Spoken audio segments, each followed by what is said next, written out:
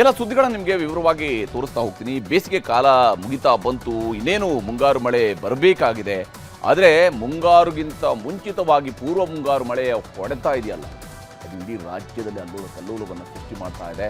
ಬೆಂಗಳೂರಿನಲ್ಲಿ ಮರಗಳು ಉರುಳಿ ಬಿದ್ದು car, bike, ಮನೆಗಳೆಲ್ಲ ನಜ್ಜು ಕುಚ್ಚಾಗಿವೆ.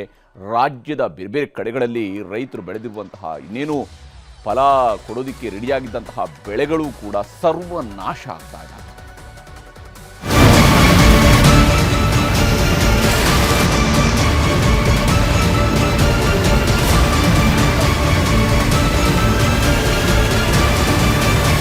High tech city, silicon city ಬೆಂಗಳೂರಲ್ಲಿ ಮಳೆ ಶುರುವಾದ್ರೆ ಸಾಕು, ಅನಾಹುತಗಳು ಕಟ್ಟಿಟ್ಟ ಬುತ್ತಿ.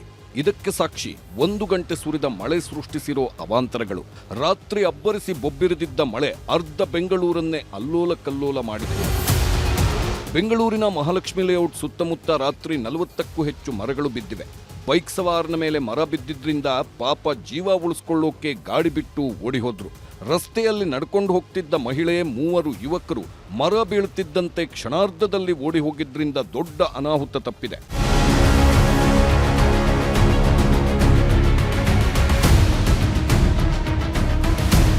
ಬೆಂಗಳೂರಿನ ವಿಜಯನಗರದಲ್ಲಿ ಮರ ಬೀಳೋ ಸಿಸಿಟಿವಿ ದೃಶ್ಯ ಇದು. ಹೋಂಡಾ ಆಕ್ಟಿವಾದಲ್ಲಿ ಬರ್ತಿದ್ದ ಬೈಕ್ ಸವಾರ ಅಭಿಷೇಕ್ ಅನ್ನೋರ ಮೇಲೆ ಮರ ಉರುಳಿ ಬಿದ್ದಿದೆ. ಮರ ಬಿದ್ದು ಅಭಿಷೇಕ್ ಅನ್ನೋರ ತೊಡೆ ಭಾಗಕ್ಕೆ ಗಂಭೀರ ಗಾಯವಾಗಿದ್ದು ಆಪರೇಷನ್ ಕೂಡ ಆಗಿದೆ. ಅದೃಷ್ಟ ಚೆನ್ನಾಗಿತ್ತು, ಅದೇ ರಸ್ತೆಯಲ್ಲಿ ಬರ್ತಿದ್ದ ಇನ್ನೊಬ್ರು ಕೂದಲೆಳೆ ಅಂತರದಲ್ಲಿ ಬಚಾವಾದ್ರು. ಇಲ್ಲ ಸರ್, ಡ್ಯೂಟಿ ಮುಗಿಸ್ಕೊಂಡು ಬರ್ತಾ ಇದ್ದ ಮಗ. ಸುಮಾರು ಸಂಜೆ 7-7:30 ಇರ್ಬೋದು. ಬರ್ತಾ ಇರ್ಬೇಕಂದ್ರೆ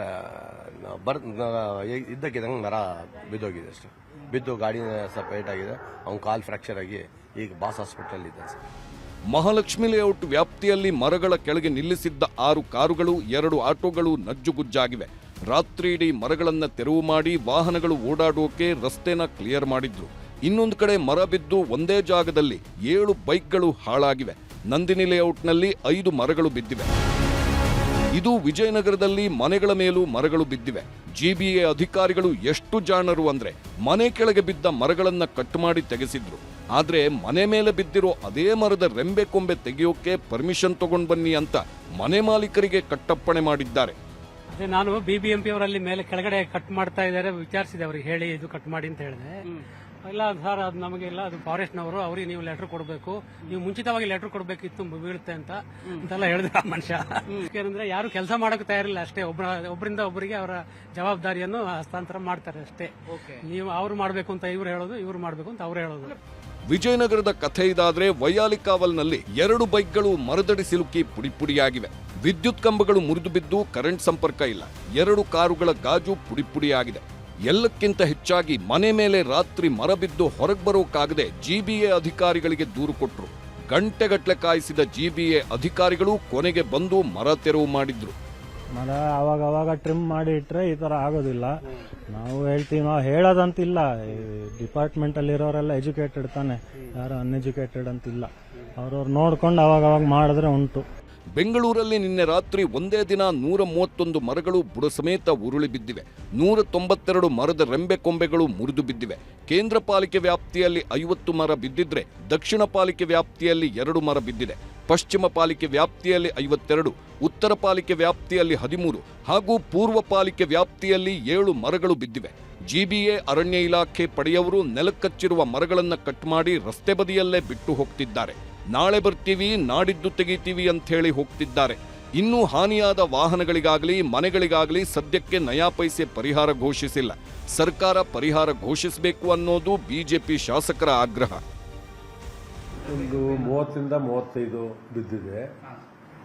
ಕಂಬಗಳು ಒಂದು 20-25 ಕಂಬಗಳು ಬಿದ್ದಿದೆ.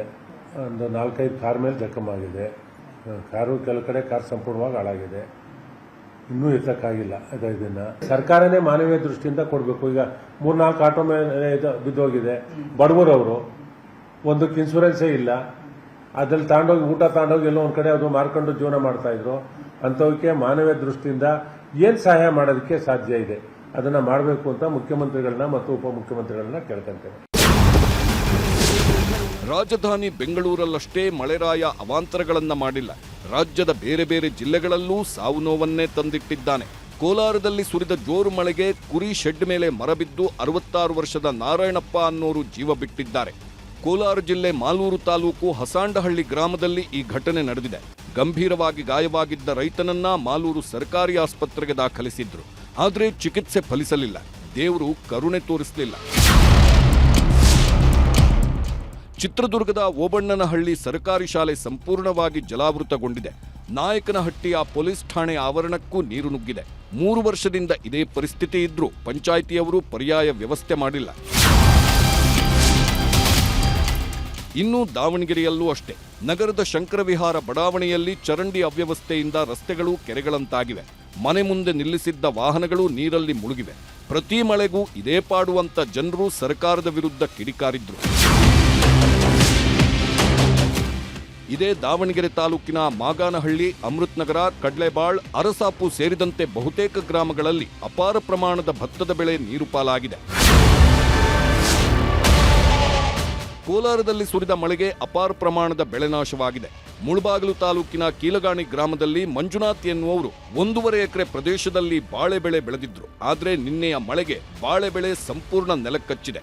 ಸುಮಾರು 200ಕ್ಕೂ ಅಧಿಕ ಮರಗಳು ನಾಶವಾಗಿದೆ. ಬಿರುಗಾಳಿ ಮಳೆಗೆ ಆನೇಕಲ್ ಸಮೀಪದ ಇಂಡ್ಲವಾಡಿ ಬಳಿ ಅಂತಾರಾಷ್ಟ್ರೀಯ ಕ್ರೀಡಾಂಗಣ ಗುದ್ದಲಿ ಪೂಜೆಗೆ ಹಾಕಲಾಗಿದ್ದ ಜರ್ಮನ್ ಟೆಂಟ್ ಕುಸಿದು ಬಿದ್ದಿದೆ. ನಾಳೆ ಸಿಎಂ ಸಿದ್ದರಾಮಯ್ಯ ಗುದ್ದಲಿ ಪೂಜೆ ನೆರವೇರಿಸಬೇಕಿತ್ತು. ಆದರೆ ತಡರಾತ್ರಿಯ ಬಿರುಗಾಳಿಗೆ ಸ್ವಾಗತಕ್ಕೆ ಹಾಕಲಾಗಿದ್ದ ಫ್ಲೆಕ್ಸ್ ಸಹಿತ ಹಾರಿ ಹೋಗಿದ್ದು ಟೆಂಟ್ ಕುಸಿದು ಬಿದ್ದಿದೆ.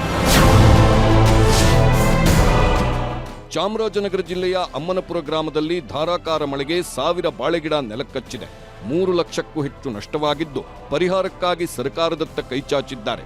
ಆದರೆ ಜಿಲ್ಲಾ ಉಸ್ತುವಾರಿ ಸಚಿವ ಕೆ ವೆಂಕಟೇಶ್ ಅವರಿಗೆ ಏನೂ ಗೊತ್ತೇ ಇಲ್ಲವಂತೆ. ಕೋಲಾರ ಜಿಲ್ಲೆಯ ಮಾಲೂರು ತಾಲೂಕಿನ ರಾಜೇನಹಳ್ಳಿ ಗ್ರಾಮದ ಸುಬ್ರಮಣಿ ಅನ್ನೋ ರೈತ ಇವರು. ಒಡವೆಗಳನ್ನ ಅಡವಿಟ್ಟು ಸಾಲ ಮಾಡಿ 2 ಎಕರೆ ಜಮೀನಿನಲ್ಲಿ ನೆಟ್ ಹೌಸ್ನಲ್ಲಿ ಬೆಳೆದಿದ್ದ ಬೆಳೆ ಗಾಳಿ ಮಳೆಗೆ ಸಂಪೂರ್ಣವಾಗಿ ನೆಲಸಮವಾಗಿದೆ. ಚಿಕ್ಕಬಳ್ಳಾಪುರದ ಗೌರಿಬಿದನೂರು ತಾಲೂಕಿನ ಚೀಲಮನಹಳ್ಳಿ ಸುತ್ತಮುತ್ತ ಆಲಿಕಲ್ಲು ಮಳೆಗೆ ಬಾಳೆ ತೋಟವೇ ನೆಲಕ್ಕಚ್ಚಿದೆ. ಗಿಡಗಳಲ್ಲಿ ಬಾಳೆಗೊನೆಗಳು ಸಮೃದ್ಧವಾಗಿದ್ದರೂ ಮಳೆಯಿಂದ ಬೆಳೆ ನಷ್ಟವಾಗಿದೆ. ನಾಳೆಯೂ ರಾಜ್ಯದಲ್ಲಿ ಮಳೆ ಮುಂದುವರಿಯಲಿದ್ದು 10 ಜಿಲ್ಲೆಗೆ ಆರೆಂಜ್ ಅಲರ್ಟ್, 18 ಜಿಲ್ಲೆಗಳಿಗೆ ಯೆಲ್ಲೋ ಅಲರ್ಟ್ ಅನ್ನ ಹವಾಮಾನ ಇಲಾಖೆ ಘೋಷಿಸಿದೆ. ಬೆಂಗಳೂರು, ಮೈಸೂರು, ಹಾಸನ, ಚಿಕ್ಕಬಳ್ಳಾಪುರದಲ್ಲಿ ಬಿರುಗಾಳಿ ಸಹಿತ ಮಳೆಯಾಗುತ್ತೆ ಅಂತ ಹವಾಮಾನ ಇಲಾಖೆ ಎಚ್ಚರಿಸಿದೆ. ಸೊ ನಿಮ್ಮ ಹುಷಾರಲ್ಲಿ ನೀವಿರಿ. ಹೀಗೆ ರಾಜ್ಯದಲ್ಲಿ ಮಳೆ ಸೃಷ್ಟಿಸಿರುವಂತಹ ಸಮಸ್ಯೆಗಳು ಇವತ್ತಿಗೆ ಕೊನೆ ಆಗಲ್ಲ. ಪರಿಹಾರ ಕೇಳ್ತಿರುವ ರೈತರ ಕಷ್ಟವನ್ನು ಸರ್ಕಾರ ಯಾವಾಗ ಕೇಳುತ್ತೆ ಅನ್ನುವಂತಹ ಪ್ರಶ್ನೆಯೂ ಕೂಡ ಇದ್ದೇ ಇದೆ. ಇನ್ನೊಂದು ಕಡೆ ಪ್ರಕೃತಿಯ ಕಣ್ಣುಮುಚ್ಚಾಲೆ ಆಟ ಇಷ್ಟಕ್ಕೆ ಮುಗಿದಿಲ್ಲ. ಯಾಕಂದ್ರೆ ದಕ್ಷಿಣ ಭಾರತದಲ್ಲಿ ಮಳೆ ಅಬ್ಬರಿಸ್ತಾ ಇದ್ರೆ ಉತ್ತರ ಭಾರತದಲ್ಲಿ ರಣ ಬಿಸಿಲು ಹೊಡೆತವನ್ನು ಕೊಡ್ತಾ ಇದೆ. ಇಷ್ಟು ಸಾಲದು ಎಂಬಂತೆ ಹಿಮದ ಮಳೆ ಬೇರೆ ಸುರಿಯೋದಿಕ್ಕೆ ಶುರುವಾಗಿದೆ. ಇಲ್ಲಿ ಈಗಾಗಲೇ ನಾವು ಭಾರತದ ಚಿತ್ರಣವನ್ನು ನೋಡಿದಾಗ ಇಲ್ಲಿ ಗ್ರೀನ್ ಕಲರ್ನಲ್ಲಿ ಕಾಣುವಂಥದ್ದು ಕೇರಳ, ಕರ್ನಾಟಕದ ಕರಾವಳಿ ಜಿಲ್ಲೆಗಳು, ಗುಜರಾತ್ ರಾಜ್ಯ. ನಾಳೆ ಈ ಭಾಗದಲ್ಲಿ ಮಳೆ ಆಗೋದಿಲ್ಲ ಅಂತ ಹವಾಮಾನ ಇಲಾಖೆ ಹೇಳ್ತಿದೆ. ಆದರೆ ಕರಾವಳಿ ಕರ್ನಾಟಕ ಬಿಟ್ಟರೆ ನಮ್ಮ ರಾಜ್ಯದ ಬಹುತೇಕ ಕಡೆಗಳಲ್ಲಿ ಮಳೆ ಆಗುತ್ತೆ ಅಂತ ಕೇಂದ್ರ ಹವಾಮಾನ ಇಲಾಖೆ ವಾರ್ನಿಂಗ್ ಅನ್ನು ಕೊಟ್ಟಿದೆ. ಇನ್ನು ಸಂಪೂರ್ಣ ಕೆಂಪು ಬಣ್ಣದಲ್ಲಿ ಮಾರ್ಕ್ ಮಾಡಿರತಕ್ಕಂತಹ 5 ರಾಜ್ಯಗಳಲ್ಲಿ ಉತ್ತರ ಪ್ರದೇಶ, ಛತ್ತೀಸ್ಗಢ, ತೆಲಂಗಾಣ, ಒಡಿಶಾ, ಕರಾವಳಿ ಮತ್ತು ಆಂಧ್ರ ಪ್ರದೇಶ, ಈ 5 ರಾಜ್ಯಗಳಲ್ಲಿ ಮಳೆ ಕಡಿಮೆ ಇದೆ. ಆದರೆ ಬೆಳಗ್ಗೆಯಿಂದ ಸಂಜೆವರೆಗೂ 35ರಿಂದ 40 ಡಿಗ್ರಿಯಷ್ಟು ಬಿಸಿಲು ಸುಡಲಿದೆ. ರಾತ್ರಿ ಆದಮೇಲೆ 40ರಿಂದ 50 ಮಿಲಿಮೀಟರ್ನಷ್ಟು ಜೋರು ಮಳೆ ಕೂಡ ಆಗುತ್ತೆ ಅಂತ ಭಾರತ ಹವಾಮಾನ ಇಲಾಖೆ ವಾರ್ನಿಂಗ್ ಕೊಟ್ಟಿದೆ. ಹಾಗೆಯೇ ಕಿತ್ತಳೆ ಬಣ್ಣದಲ್ಲಿ ಕಾಣ್ತಿರುವಂತಹ ಹರಿಯಾಣ, ಮಧ್ಯಪ್ರದೇಶ, ಅಸ್ಸಾಂ, ಒಡಿಶಾ ಭಾಗದಲ್ಲಿ ಬಿಸಿ ಗಾಳಿ ಹೆಚ್ಚಾಗಿರುತ್ತೆ. ರಾತ್ರಿ ಆದಮೇಲೆ ತುಂತುರು ಮಳೆನೂ ಕೂಡ ಬರುತ್ತೆ ಅಂತ IMDಯವರು ವಾರ್ನಿಂಗ್ ಕೊಟ್ಟಿದ್ದಾರೆ. ಬೆಳಗ್ಗೆ ಬಿಸಿಲು, ಮಧ್ಯಾಹ್ನ ರಣ ಬಿಸಿಲು, ಸಂಜೆ ಆಗ್ತಾ ಇದ್ದಂತೆ ಮೋಡ ಮುಸುಕಿದಂತಹ ವಾತಾವರಣ. ರಾತ್ರಿ ಹೊತ್ತಲ್ಲಿ ಮಳೆ.